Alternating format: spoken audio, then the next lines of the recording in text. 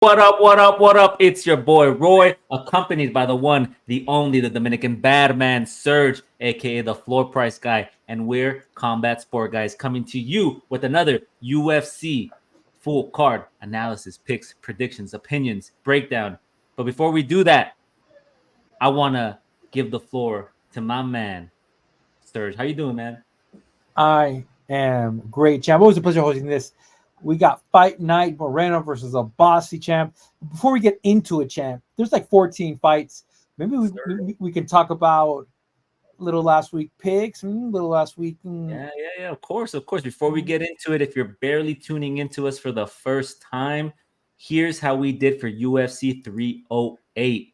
Myself, I had a 92% success rate in the picks that I selected for UFC 308, whereas my man had a 62% success rate. Now, don't let that fool you. Despite the success rate, he hit big on his parlays, he hit big on his picks. If you follow us on X, which the description is below, we put out the parlays, we put out our bets towards the end of the week. Look for that on Thursday or Friday, and hopefully that could help you making decisions when you're coming down to making these bets. Now, picks are different from bets. Let's get into it. Before we do, make sure you like, subscribe, comment. If you agree with us, if you disagree with us, let us know. We won't take it personal. We won't crash out on you. We won't get gangster like, Serge is known to get gangster every now and then, but no, we won't do that. We make sure we won't do that. So let's jump into this card.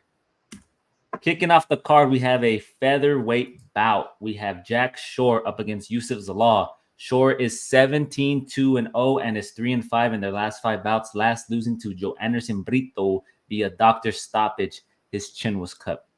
Zalal is 15-5-1 and is 5-5 in their last 5 bouts, last beating Jaron Aarons via submission rear naked choke. Now, this is Zalal's second stint in the UFC. He is on a 2-fight win streak being back in the UFC. He has 2 rear naked choke submission wins since he's been back, and he looks good on his return to the UFC. Similar to like Ismail Nurduyev, he came back. He looks good. He looks improved. He looks polished. I think, for me, the pick is going to be Zalal. He has good wrestling. He can get it going. His ground game are the keys to winning this fight. He also has good technique with his punches. He'll keep it on the outside and then look to secure some takedowns. And his movement overall is a lot better than Shore's. I think, when you look at Shore, he has good boxing. He will probably look to hold Zalal against the fence and kind of slow down his momentum and pace. But I think Youssef just has all the momentum on his side. So Zalal is the pick. Who do you got, my man, opening up the card? I got Youssef Zalal as well. Like I just like Zalal. Zalal has been scrappy enough he gets it done, man. He's one of these guys that I remember from like it's been so long watching this guy fight. I feel like he had a pause in fighting and then came back, and it just I feel like I've lost a lot of parlays because of this guy. And I am talking about 2020.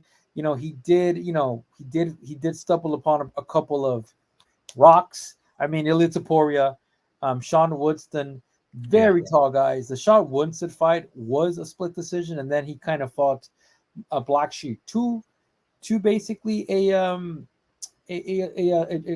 majority draw. But man, he's been back and he's been knocking on the bid. I mean, out of his last 5 fights, 4 finishes, champ. And I think this guy, when he applies himself, he's something very special. Now, Jack Shore, I remember Jack Shore coming up. What a fiend of a fighter. I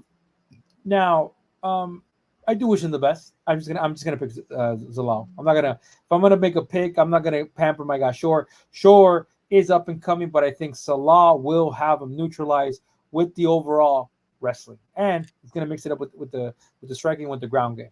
Yeah, I agree. And then for myself, the confidence level is gonna be a medium.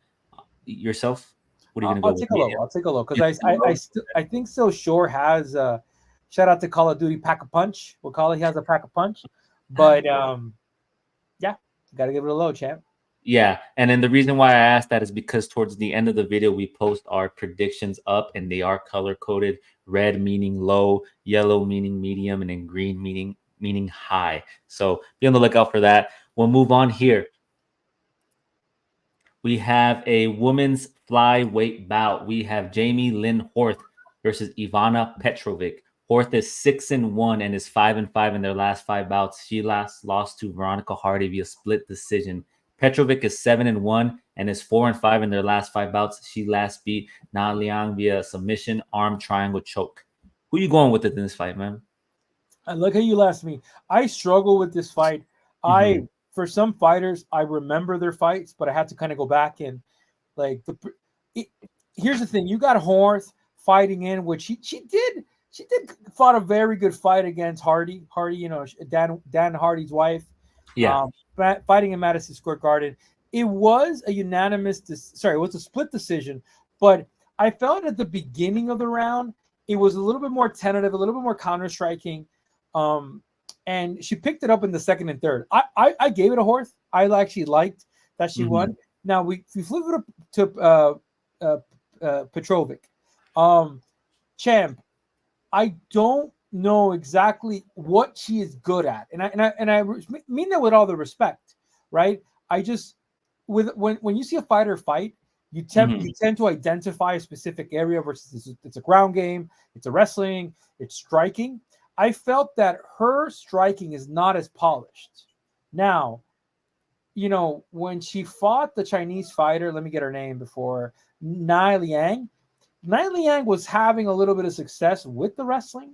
That's why that's what I was saying. I didn't know. Like, it took me a couple different fights to establish, okay, well, you got somebody that's good when it comes to the decision and submission game.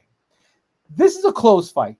Do not let the odds what do you call it? Sway you. Yeah, sway you. This is a very close fight. I got to give it to the Canadian. I think if she uses her distance, and Horth is very good at keeping the fighter at bay. My only issue is what's going to happen when they lock and engage. That's my only. Is she going to be prepared? Is she going to have the takedown defense?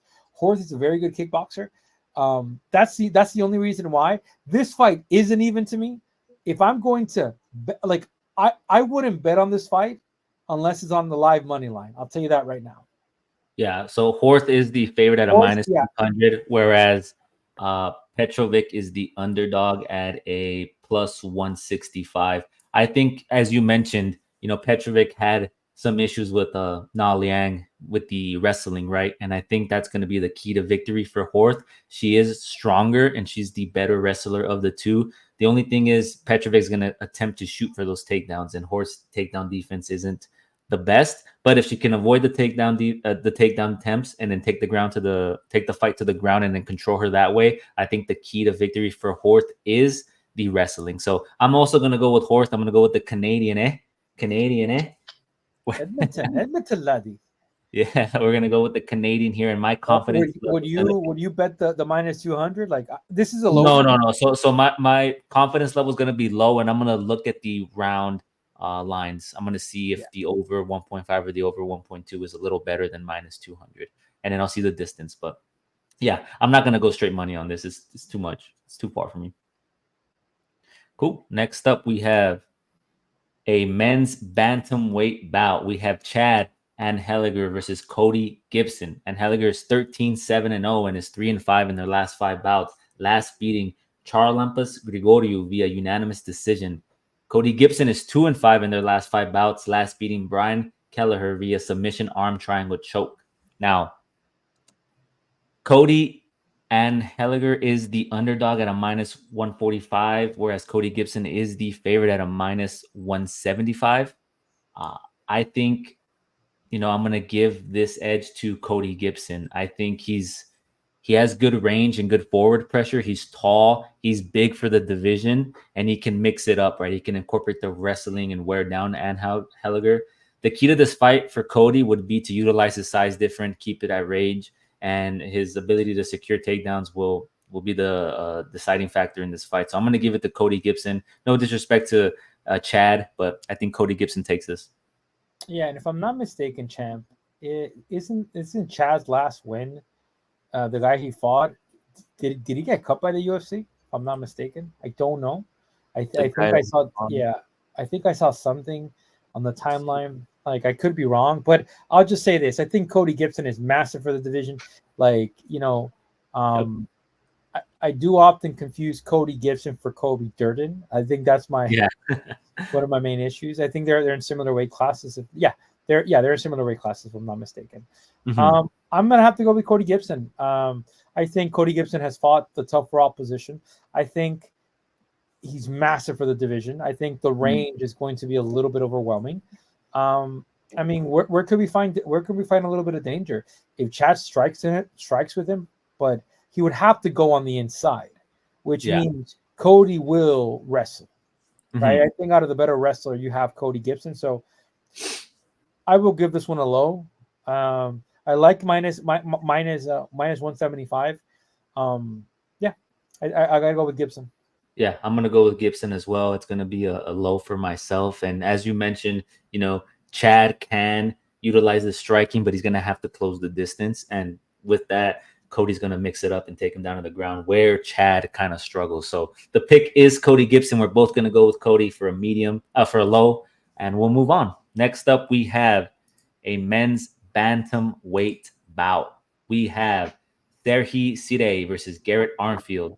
Sidey is 10-2 and is 4-5 in their last 5 bouts, last losing to Ramon Tavares via split decision. Armfield, on the other end, is 10-4 and is 3-5 in their last 5 bouts, last losing to Brady Heaston via submission, rear naked choke. Now, Sidey is the favorite at a minus 165, whereas Armfield is the underdog at a plus 140. I am going to give it to Sidey because I think, with the training at MMA labs, he has the length up against Armfield, and he's going to look to keep it at range, right? He's tough and will probably have more output with the boxing and the striking. He likes to start off slow, and I think as the fight progresses, he's gonna throw more volume and have more output and kind of just keep the fight at his pace. So Sidey is the pick for myself. It's going to be a low. Similar to me, Sidey. I think I watched Sidey fight in UFC Toronto, 297, the Sean Strickland versus DDP fight. That was a war. I think one of the reasons it was a split decision against Tavares. I think one of the reasons he lost was because I think he won the fight, but when it came to impact, he looked worse. Like he looked cut up. I think he was dazed. I think that's why he had beaten Ramon Tavares in the Contender Series. But I think Sidney is no joke. Great footwork, great distance. Yeah. I mean, I'm expecting Armfield to wrestle him down. But I see him learning, having a little bit more patience, putting him from the inside. He wins as long as he learned from his previous fight to be a little bit more patient. You don't got to go and you don't got to fully commit on the inside. Use your distance. You're 5'11" versus a 5'6" fighter. Yeah, it's the 5-inch advantage. Yeah, so you have reach and you have height. So the kicks are going to be there. It's all a matter of does he go for the calf kicks? Does he grab, right? So I got to go with Sidney with a low. Yeah. And I agree with you. I think the height advantage is going to come into play in this, similar to like the last fight. He's going to be able to kind of, utilize the distance and kind of keep the fight at his pace, right? And then slowly, as the fight progresses, kind of pick up the pace and throw more output. So yeah, Sidey is the pick. We'll move on. We have a men's heavyweight bout. We got some big boys. We got Alexander Romanov up against Rodrigo Nascimento. Romanov is 17-3-0 and is 2-5 in their last 5 bouts, last losing to Jayton Almeida via submission rear naked choke, whereas Nascimento is 11-2 and is 3-5 in their last 5 bouts, last losing to Derek Lewis, who's also on this card, via KO overhand right to ground and pound. Now, these are big boys, man. At heavyweight, they both get tired. The gas tank isn't all there. If you're going to go with, Romanov, he has the wrestling, but his gas tank, right? He's going to shoot for the takedown. He's going to be able to take him down, but how's he going to look as the fight progresses, right? He's going to look gassed and look jaded. Whereas Nascimento, he doesn't have much power with his striking, but he has good jiu-jitsu. I think he'll have more output as the fight progresses, right? So if Romanov takes him to the ground and secures a takedown, I think Nascimento is going to be able to work off his back, kind of scramble and bring the fight up and kind of mix it up a little bit. And I think this fight is a tell of cardio, and I think Nascimento is going to have the slight edge over that. So, yeah, I'm going to go with Rodrigo Nascimento to win this fight. I go with Romanov on this one. I think Romanov what's slated to fight Derek Lewis. We Mm-hmm. don't know what happened. I think like again, MMA math sometimes does not make any sense, but I think when it comes to opposition, Romanov has faced a tougher opposition.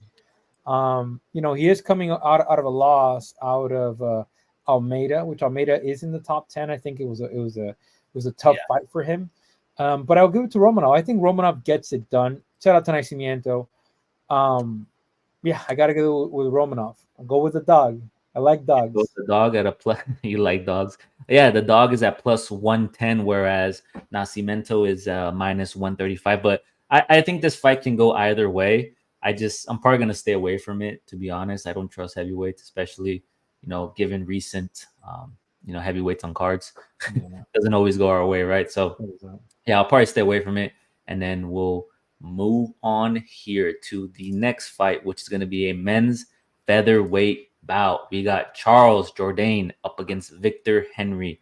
Jourdain is 15-8-1 and is 2-5 in their last 5 bouts, last losing to John Silva via KO uppercut at UFC 303, which I was there to see. Henry is 24-6 and is 3-5 in their last 5 bouts, last beating Ronnie Yaha via KO punches. What do you think of this fight? Do you think the Canadian takes it, or do you think Henry outdogs him? There's something about my boy Charles Jourdain that I have to go with him. This fight though is a little bit dangerous. Jourdain did get knocked out 3 months ago. He might be like, what did he have a concussion? Obviously he didn't, because he's coming back, right? Like I think it's 6 month probation.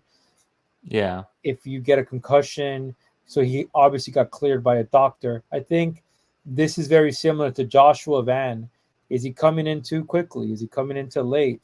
This boy turns it up when it comes to Canada. So I got to go with Jourdain. This is a very low. I'll be honest with you. I'm surprised he's even the favorite. The knockdown, I'll go with Jourdain. Will I pick? Would I put him on a parlay? No, I won't put him on our parlay. Yeah. Okay, I'm gonna disagree with you. I'm gonna go with Henry. I think one of the things you have to consider is he's moving down in weight, right? Jourdain, he's fluctuating, right, between weight classes, so he's moving down and he's fighting at featherweight. I think he's durable, he's exciting, he's tough, he's a good striker, he likes to come forward, and he throws a lot of output, right? He's very aggressive, he's entertaining, people love him. And Henry, on the other hand, he throws with a lot of volume and has good takedown defense and can scramble on the ground if needed. I just think this fight comes down to the grappling, and I think Henry has the edge when it comes to the grappling. I think he's going to be able to mix it up in this fight. I'm going to go with Henry. I think he's going to close the distance, get in the pocket, and secure some takedowns, and kind of win this fight off the control to Jourdain. I'm going to go with Henry. It's going to be a low for myself. I'm going to go with the underdog, man. I don't think I don't know. I'm gonna go with the underdog. Like I said, I might be wrong. I don't like he was knocked out 3 months ago, took the fight. I just think, But he wasn't knocked out. He wasn't knocked out to a scrub. He was knocked out to Gene Silva. It's a bad man in the division. Yeah. So, but no, and I never said a scrub, right? But I think my only issue is, what are the repercussions of this fight, right? And I mean, it's like Van. It's the same thing with Van, because Van, when he fought in the UFC, Noche the UFC. Yeah. He did get rocked, right? And as you got to be careful. Like Justin Gaethje, he got knocked by Holloway, took a little bit more time. But again, fighting in Canada is always a pleasure for Jourdain. So, yeah, I give it a low. But again, it's very. I would have given the underdog status to Charles Jourdain. I would have given it to him. But and I think this is another fight where it can go either way, in my opinion. But for the sake of picking, I'm gonna go with Henry. I think I like him a little bit more to win this fight. But I wouldn't be mad if Jourdain pulls it out in home. It'd be good. Next up, we have a women's flyweight bout. We have Ariane Lipski, who is the underdog at a plus 170 up against Jasmine Jasadavicius, who is the favorite at a minus 205. Now, Lipski is 17-9 and is 3-5 in their last 5 bouts, last losing to Karen Silva via unanimous decision. Jasadavicius is 11-3 and is 4-5 in their last 5 bouts. She last beat Fatima Klein via unanimous decision. Ariane, she has good takedown defense. She can posture up if she's taken down and bring the fight back to her feet. She does have the striking advantage up against Jasmine. But, if you watch Jasmine fight, she's a brawler. She's tough. She's going to look to secure some takedowns. She's going to look to bring the fight down to the ground and kind of, throw some strikes while on the ground, kind of scramble. I think she has good output. The pressure's there. And she has the ability to bring the fight down. I think, Lipski isn't immune to being taken down. And I think Jasmine's going to do exactly that. I'm going to go with Jasmine to win this fight. She's the pick. She's a Canadian too, man. Similar to, I'm sorry to interrupt you, similar to the argument with Jourdain, right? The hometown, get the little buffer. The issue is like, and I gotta say, I like Lipski. I like Lipski in this fight. I just feel that Lipski's gonna bring a different energy. But it's just like it's hard to go against the Canadian, man. Like she beat I like Miranda Maverick. I think she's an excellent fighter. Mm-hmm. She beat Miranda, man. That's no joke. But then lost to Tracy Cortez, which it has me kind of scratching my head. So yeah, you know what? I have low confidence, but I'm gonna go Lipski. I think Lipski gets it done.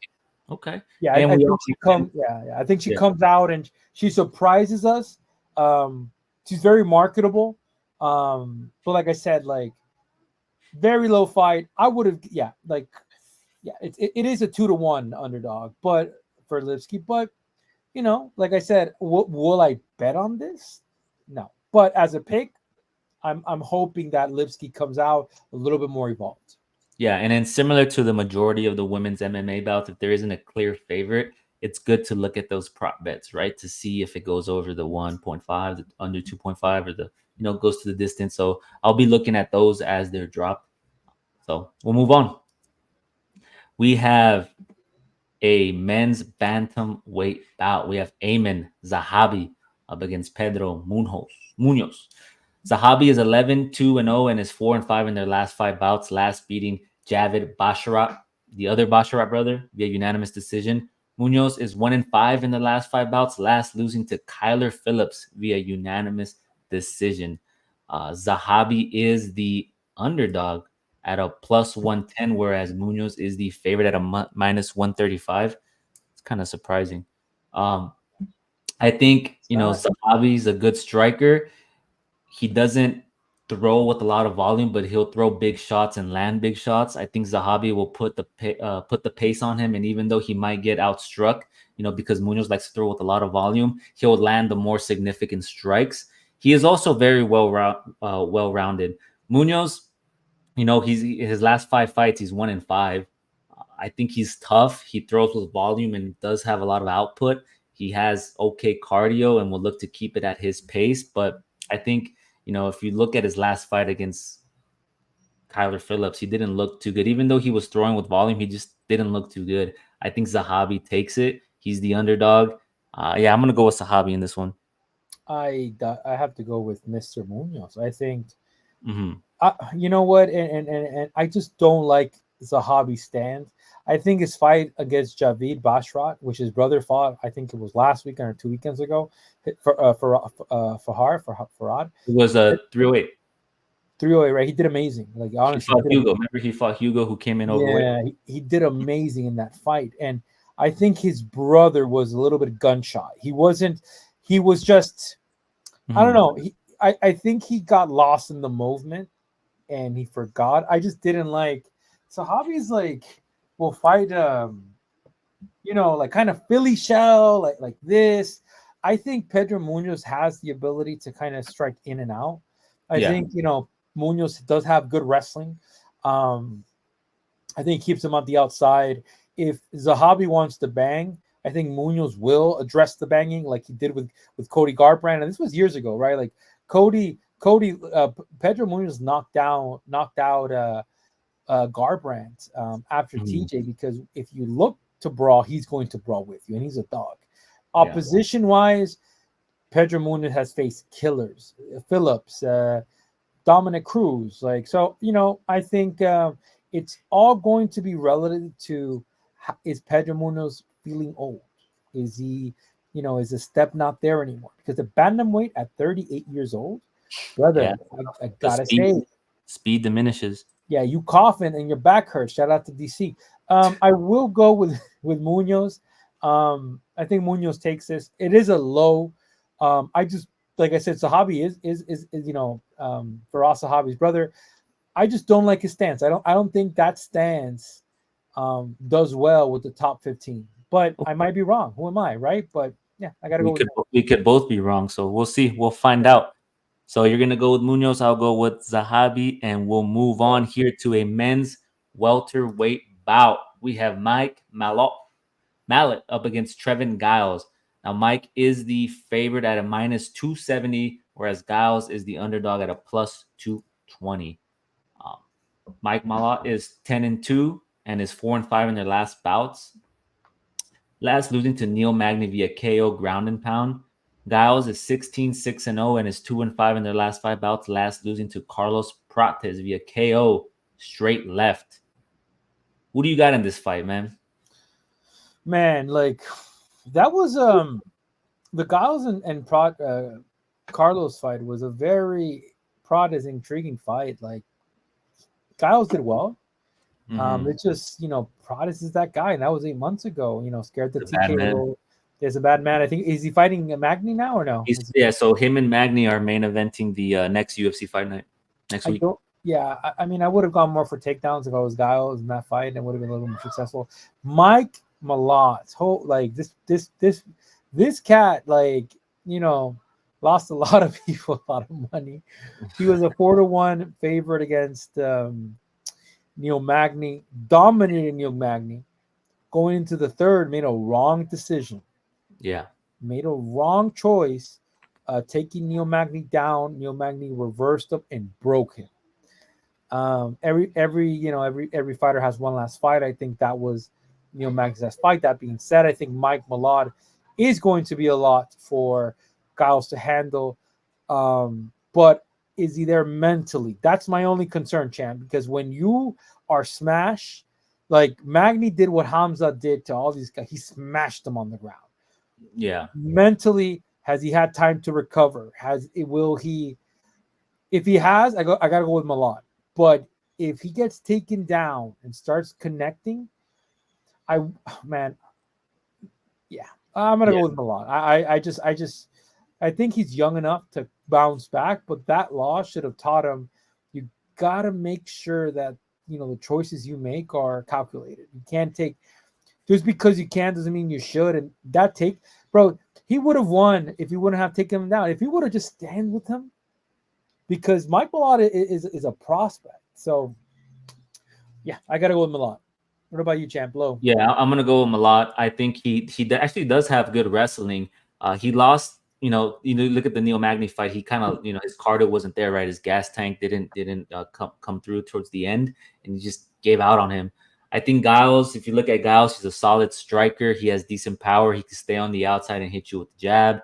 He has a striking advantage up against Malott, but I think this comes down to the wrestling and his ability to take his takedown defense, right? His Giles takedown defense going to be able to withstand Malott's wrestling, right? And I think Malott is live to bring this fight to the ground and pull out a victory. So I'm going to go with Malott as well. I think he's going to win this fight. It's going to be a low for me. Yeah, low. I just like I said before, like it was just like I don't think it was a cardio issue. I think it was a miscalculation of a takedown ending up on the bottom, and I think he comes back from it. He is training with Alpha Male now. So I think, they probably addressed that issue of like, okay, well, if you're down, let's try to take control. Let's try to kind of, escape. So we'll see, champ. Next up, we have a men's middleweight bout. We have Marc-Andre Barriault up against Dustin Stoltzfus. Barriault is the favorite at a -205, whereas Dustin is the underdog at a +170. Barriault is 16-8 and is 2-5 in their last 5 bouts, last losing to Joe Pfeiffer via KO overhand right. Stoltzfus is 15-6 and is 2-5 in their last 5 bouts, last losing to Bruno Ferreira via KO spinning elbow, who fought last week at 308, if you remember. I think, when you look at Marc-Andre, he's physical. He likes to push forward. He'll kind of like grab you and put you up against the fence and kind of hit you hit you in the clinch. But he can be taken down, and he's going up against Dustin Stoltzfus, who is a decent wrestler. He should be able to utilize his wrestling and take Barriault down, out grapple him, control him down there. I think the pressure as the fight progresses will be too much for Marc-Andre. And, Dustin also has good jiu-jitsu, and I think his path to victory would be to utilize the grappling and control him throughout these 3 rounds. So I'm going to go with Dustin Stoltzfus to win this fight. I'm going to go with the underdog. I think, also, too, when he lost to Bruno Ferreira, he didn't really get to utilize his wrestling as much, right? And I think he's going to come into this fight with that approach and kind of, get back in the W column. I gotta go with my fellow Canadian, Mark, training on Boca de Raton. Mm-hmm. Again, similar to Mike Malott, I don't know how much similar to another fighter I called it for. Sorry, is 3 months. Charles Jourdain is 3 months enough to fully recover from a knockout? Joe Pyfer flattened him down. Yeah. Now, here's the thing about it. I think Joe Pyfer is a top 10 fighter. Mm-hmm. I think the Jack Hermanson fight taught him that he needs to have better conditioning. But that guy's scary. Now, he went to a split decision against Chris Curtis in Toronto. That was great. Good fight. I got to go with Mark. I think as long as he's not concussed and and it was, I mean, look, he was dropped down. I'll go with Mark, champ, but because the only reason why I don't expect Dustin to knock him out, he might, if he throws spinning shit, he might knock him out, but it's just like, it's a big if. So I'll go with Mark. Mark will handle the distance, go for the low kicks. I think he'll have good defense against Dustin's takedown. Okay. But it's a very low, and I'm concerned. I don't know how he dealt with it. I mean, champ. So I've been hit in the back of the head. He got hit in the tempo when Pyfer hit him. And this is why I don't know if it was. I don't think it was a knockdown. I think his equilibrium just went completely. That's flat. What happens when you get hit. Yeah, equilibrium. So I think he was aware, but he couldn't get back up. So he kind of like froze a bit. So let's see. If that was it, and it was not a knockout, concussion, I got to give it a mark. So, but I'll give it a low. I was gonna be a low, and we'll see what happens. Next up, we have our main card opener. We have a heavyweight bout between Kyle Machado up against Brenson Ribeiro. Now, Machado is the slight favorite at a -165, whereas Bretson is the underdog at a +135. Both these guys are looking for their first win in the UFC. Machado is 3-5 in their last 5 bouts, last losing to Dontel Mays via unanimous decision.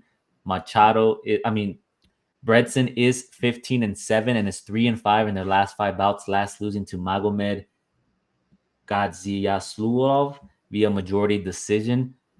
This fight, honestly, it can go either way in my opinion. I think for the sake of picking somebody, I'm going to have to go with Machado. I'm going to go with the favorite because, he has good footwork and he has a lot of output with his strikes and he throws with volume. He doesn't have a lot of technique, but I think he's going to, throw more volume and, keep the fight moving and keep it at a pace where Bretson isn't going to be able to keep up. He doesn't have Bretson Ribeiro doesn't have good takedowns, but he does have good grappling. So meaning if the fight is taken down to the ground, he's going to be able to scramble off his back and whatnot. But can it get down to the ground? Is he going to be able to take Machado down? I think I'm going to go with Kyle Machado. I'm not too confident it's going to be very low, but I think Kyle takes it. I mean, I don't know what fight you saw, but I got to go with my boy Ribeiro, man. This is okay. I think Ribeiro did amazing against Magomedov. God, I'm not going to butcher his name. I'm going to respect my guy. Majority decision. I think he has very good leg kicks. I think, the grappling was impressive. I don't like what I saw from Machado. And, shout out for him. a fight with Mick Parkin. Mick Parkin is on the come up. I think he's a very good heavyweight. Now he's cutting down to lightweight. But Don Tails Mays, he shouldn't have lost that fight. So a couple different things, right? There's a conditioning issue with Machado. I'll be honest with you. I didn't like how he moves. Didn't like how his conditioning is. I think if Ribeiro presses him, he's going to break, especially with him dropping down weight. I don't know if 5 months was enough to cut. He's 251 champ. How much in 5 months did he cut down to light heavyweight and is, is cutting?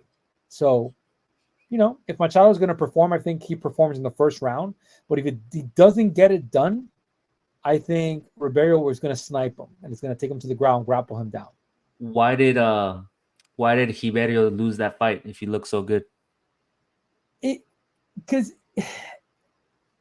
it was a close fight. I'll be honest with you. The other guy is just that good, and he, a lot of good leg kicks, takedown from both of them. But it was just the other guy just edged them out. I don't think if you're asking me who's the better fighter, if Magomed were fighting Kyle, I think Magomed wins, and in this instance, I think Ribeiro beats Machado. I think, like I said, I don't like Machado's conditioning. Okay. I think if I'm Ribeiro, I'm gonna leg kick City, baby. I'm gonna leg kick the S out of him. And then if Machado wants to grapple with me, right, I'm gonna reverse position because he did a lot of that with Magomed. Yeah. Okay, we'll see. Magomed. We'll see what happens. Next up, we have another heavyweight bout. We have the Black Beast, Derek Lewis, which I'm pretty sure you're probably going to go with, up against the undefeated Jonathan Diniz, who is the favorite at a -170. Now, I'm not even going to break this down. I'm going to give it to you because I know you're going to go with Lewis. You're going to say, oh, he's a bad man. He's going to knock him down, yada, yada, yada. The old guard prevails. Go ahead. That is crazy. That's very disrespectful of you. Yeah, it is. I already know. I already know. I don't even have to say it. Of course we're going to go with the Black Beast. Bro, you ever see when Derek Lewis stuns a guy? He goes,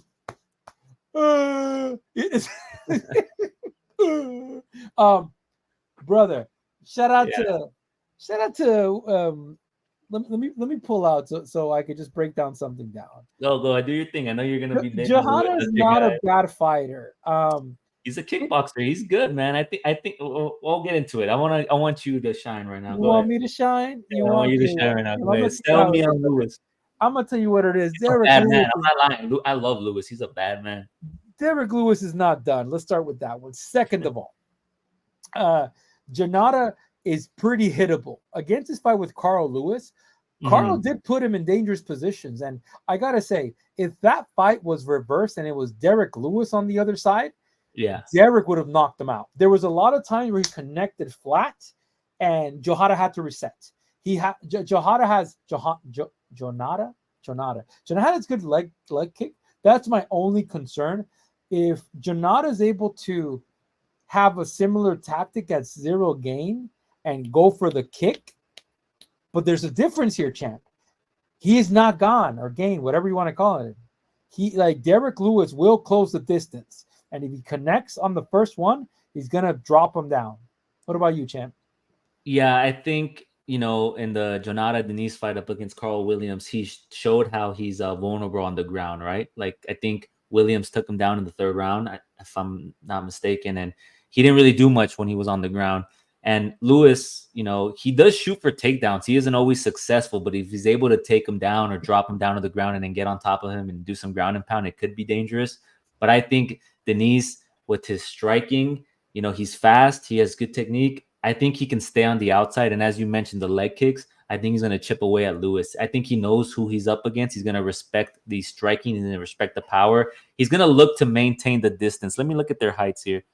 6'4" up against 6'3". Yeah, I think he's going to look to maintain the distance at range, kind of chip away at him in the early rounds, and then later on kind of, pick up the pace a little bit. I'm going to go with Diniz.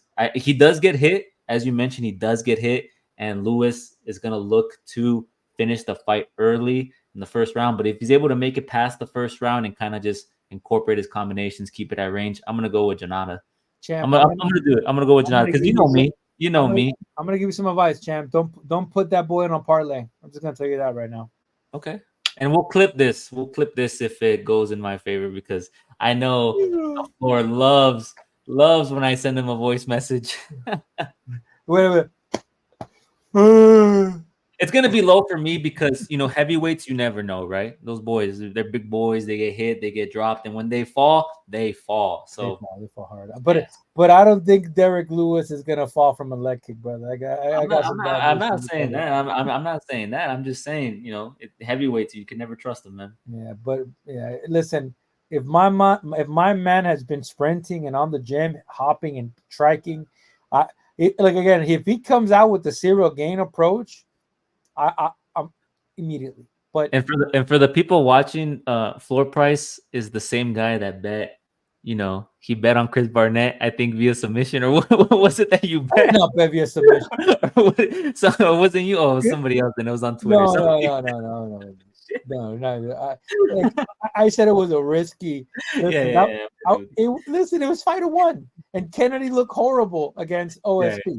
I can't talk shit because I bet Robelas to Spain, and then earlier today he got cut. He got cut from the UFC, so I can't talk shit. I bet it too, but I will be betting on Derek Lewis. I will tell you that.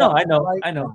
And when I hope that MFers put so much money on Jourdain that we get my guy at a 2-3 underdog. I hope so.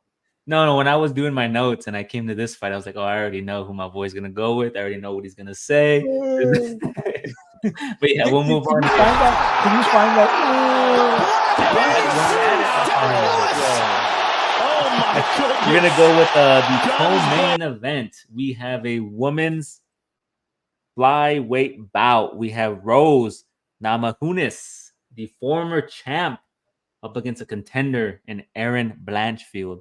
Now, Rose is the underdog at a plus 105, whereas Blanchfield is the favorite at a minus 125. Namajunas is 13-6 and is 3-5 in their last 5 bouts, last beating Tracy Cortez via unanimous decision. Blanchfield is 4-5 in their last 5 bouts, last losing to Manon Farriot, however you want to say it, via unanimous decision. I want to give it to you here because I feel like we're going to be on opposing ends, but who do you got in this fight? I don't know why would you say that? I like Rose's strawweight. I don't understand. Okay. She probably just doesn't want to cut any more weight. She is facing a very dangerous animal here. Now, this fight is actually very, very close. This is an important fight. This is an important fight too for the division. But it's not a number one contender because because there's already one, right? I think Manon is the number one. Manon beat both girls. Mm-hmm. I think the number one contender fight was against Erin.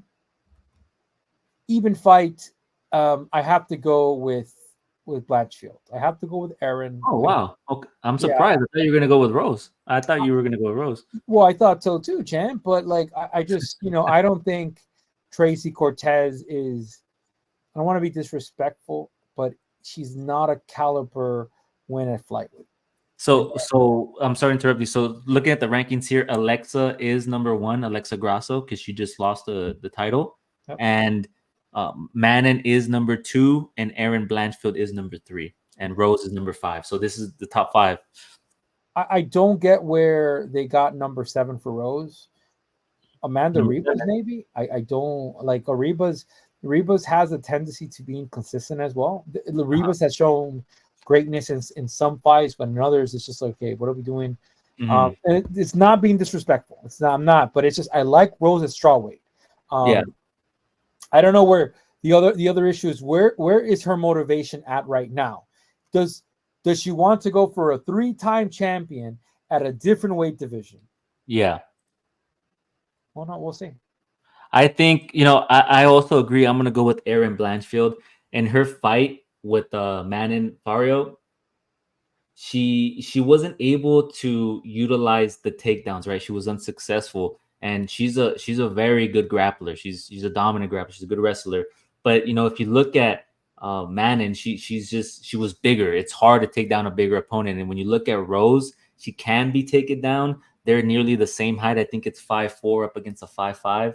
Yeah, and then I think Blanchfield is gonna look to do what she couldn't do in the Manon fight, and that's secure takedowns, control Rose, and no disrespect to Rose. We know what Rose brings to the table, right? She's the former champ. She's a good striker. She has good footwork. She knows how to manage the octagon. But I think Blanchfield is going to look to really incorporate the game plan that she had up against Manon that was unsuccessful with Rose. So I'm going to go with Blanchfield. I think she's going to get takedowns. She's going to get takedowns. She's going to control the fight. I think Blanchfield takes it.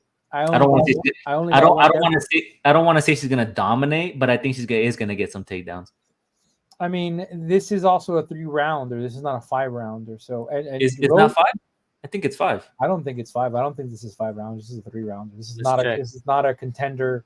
This is not a number 1 contender. Manon Fiort is waiting on the helm for that title fight against Shevchenko. Yeah, I mean, look, like Rose has good jiu-jitsu. I just don't know where she's at. Like, it's similar to Andrade. I don't think Andrade should be a flyweight. Like, send her back to strawweight. Similar to Rose. Like, and she might have cutting issues now, but she's in a bigger division where the girls are much bigger than her. Yeah, I can't tell whether or not it's going to be 5 or 3. It's going to be 3. It has to be 3. Okay. I don't think it's 5. Okay. I think it's 5. Like if I mean the Hamza fight is different. Mm-hmm. I don't know. That's a good question. I don't know if the UFC has made official. And Champ, what we haven't talked about. They've been doing that recently for the co-mains. It's always been 5. Because but the other issue we haven't talked about is this weekend they legalize 12-6 elbows. Yes, it's going to be that rule is going to be incorporated on this card, right? Yeah. So we're going to see a lot of people adjusting to different things because now if Erin gets Rose on a mount, which we'll see. I don't know. She could elbow her. So we'll see. Yeah, sure. We'll see what happens. It's going to be an interesting fight. I'm going to go with Blanchfield though. We'll see. Next up here, we have our main event. We have a men's flyweight bout. We have the Mexican Brandon, the assassin baby, Moreno, up against Amir, what's his nickname? The Prince Albazi. Moreno is 21-8-2 and is 2-5 in their last 5 bouts, last losing to Brandon Royval via split decision. Albazi is 17-1 and is 5-5 in their last 5 bouts, last beating Kai Kara France via split decision. Now, Moreno is the favorite at a -155, the former champ, whereas Albazi is the underdog at a +130. Albazi, is coming back from surgery. I don't think he's fought, and he hasn't fought in about a year. Let me see. It's been like a year and 4 months, so 16 months he hasn't fought. We haven't seen him, but he is coming back. I think, in comparison to Moreno, we know what Moreno brings to the table. Albazi hits hard. He has more power than Moreno. We've seen him drop people, knock people down. If you watch the Alessandro Costa fight, he hits him with that vicious uppercut, takes him down to the ground. He can utilize his wrestling and grappling and take Moreno down. Although Moreno is tough, he can keep the pressure and he can bring the fight back up to his feet. Moreno has good boxing, right? We know he's a good boxer. He throws a nice jab, but he hasn't looked good in his last 2 fights. And one of the things that, came about that you showed me earlier was an interview that he had, right, about mindset. And, he talks about being unmotivated and finding the mindset to get back in the octagon and feeling refreshed and rejuvenated. But I don't know. I wasn't too convinced listening to that. So I think the big question is, what version of Moreno are we going to get? Are we going to get the killer, the assassin baby coming in to reclaim, his dominance in the division? Or is he checked out mentally? Is he, moving on to other things, or is his mind not all there? So I'm going to go with Albazi to win this fight. I like Albazi. I think he'll secure some takedowns. He'll mix in the combinations, and he has the power, right? Moreno can get hit. Yeah, I'm going to go with Albazi. Who you got, man? Oh, man, like that news because he's taken time before. Prior to his fight, like when he lost the belt to Pantoja, he took a little bit of time. Yeah. That being said, champ, I mean, look, the reality is this guy is no joke. He didn't really take time. He said he was going to take time. He should have taken more time. I don't think he shouldn't have taken the Royval fight after his loss to Pantoja. And man, it's crazy because I think Pantoja has defended the belt already 2 times, right? Like, I gotta find that stat. But these flyweights, man, they move so quickly. Yeah, they're fast. Yeah, and is the issue? Is it the money? Do they not get paid enough? I also have to find it extremely disrespectful that they gave Moreno some custom shorts and they didn't do it for Albazi. That's something. But like I said before, like, this is a sport where it's popularity based. Your popularity, like, what's going to sell? Are Albazi shorts going to sell? I don't think so. Albazi, Albazi is not a draw. And the only reason why this is the main event is because of Moreno. Yeah. That being said, Moreno did look very, very, very good against Royval, but Royval was just the better fighter after the 3rd round. Now, you think he looked really good? I think he kind of looked like the first and second. Yeah, he was getting pushed, right? Remember, I think we talked about it when we broke down Royval and Tyra. Like, he was getting, he was circling the octagon. I think Royval was really putting the pressure on him. But I'm sorry to interrupt you. Go ahead. No, that's fine. That's fine. Anytime. I do it to you all the time, so fuck it. He does have a tendency to overread, but the reality is, like, Kai Kara-France gave Albazi a tough time. Like, and a lot of people, like, I remember going on X and there was this whole thing where Kai Kara-France went, well, like, I should get the title shot. Why is Kai getting the title shot? Kai, the Japanese fighter. And I was like, well, you know what? Like, why don't you win? Why don't you win 2 in a row? And people were mad, champ. And one of the things they were bringing up is that, Albazi had lost that fight. That fight was robbed. Yeah, a lot of people thought it was judged incorrectly. Yeah, and the issue was the jab and the power. Now, here's the thing about it. I think Moreno has a better jab than Albazi. I think Moreno is more craftier on the ground for his takedown defenses. Now, Albazi is a gifted grappler, but this is not the grappler division. Well, maybe Pantoja. Pantoja gets away with it.